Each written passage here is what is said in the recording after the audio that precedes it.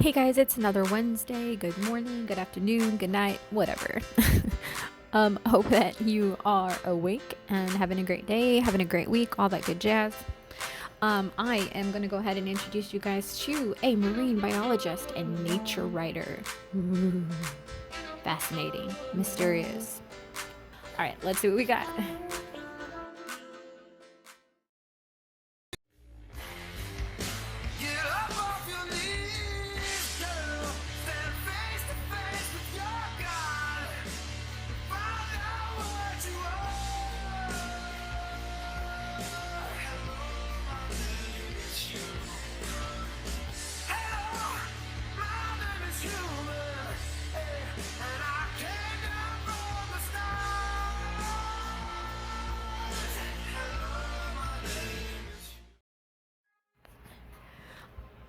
Okay, so I'm going to introduce you to Miss Rachel Carson, born 1907, passed in 1964.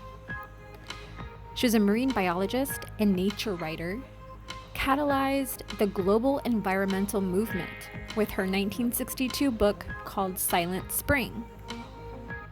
She talked about the dangers of chemical pesticides.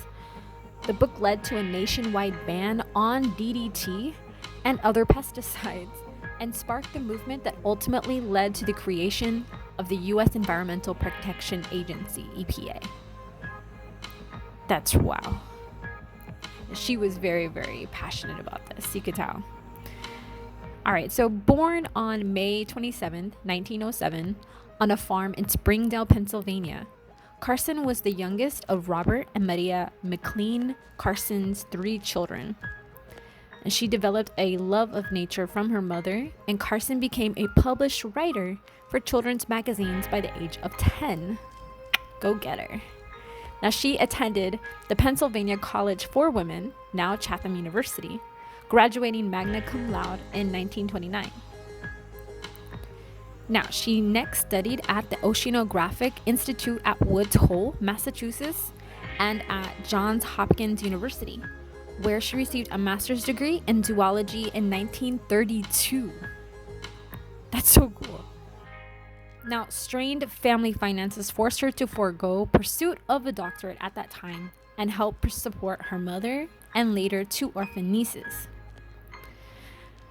Can't even blame her for it, to be completely honest. We've all been there. Or at least many of us have been there.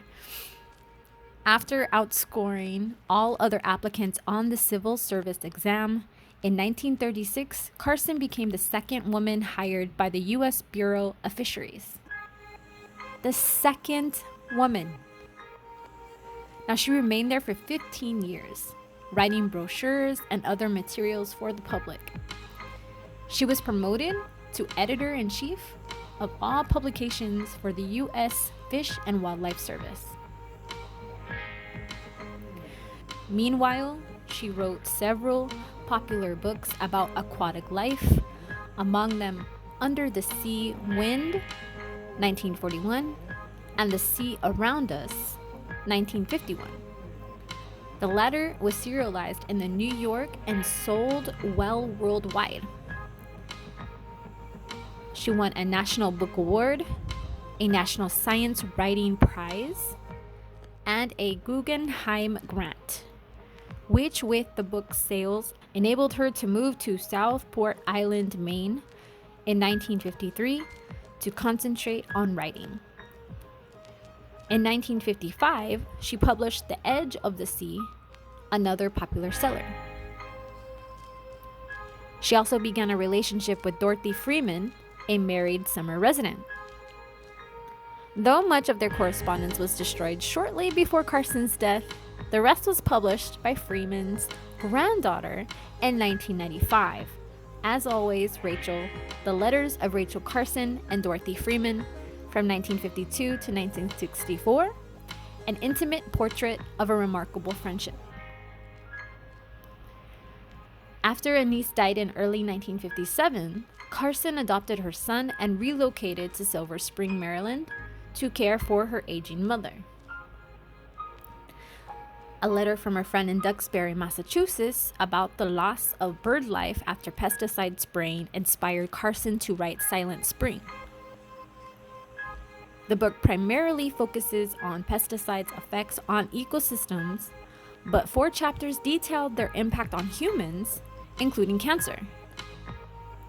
She also accused the chemical industry of spreading misinformation and public officials of accepting industry claims uncritically.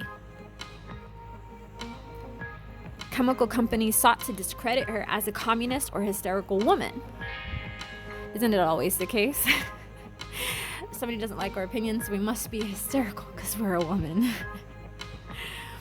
Many pulled their ads from the CBS Reports TV special on April 3rd, 1963, entitled The Silent Spring of Rachel Carson. Still, roughly 15 million viewers tuned in, and that, combined with President John F. Kennedy's Science Advisory Committee report, which validated Carson's research, made pesticides a major public issue. Carson received medals from the National